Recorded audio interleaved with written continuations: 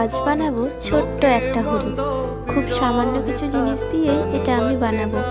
এখন তো বিয়ে বাড়ির সময় চলে এসেছে, তাই বিয়ের কার্ডের এই মোটা পিচবোর্ডগুলোই আমি হরিণ বানানোর কাজে ব্যবহার করেছি।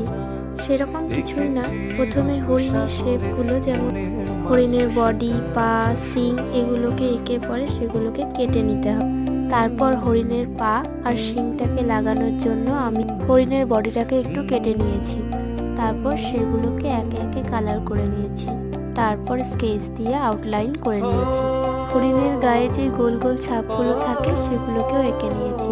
তারপর সব হয়ে গেলে আমি হরিণের পা ও শিংটা আঠা দিয়ে ওই কাটা অংশগুলোর মধ্যে আটকে দিয়ে লাগিয়ে দিয়েছি। তাহলেই আমার ছোট্ট হরিণ তৈরি।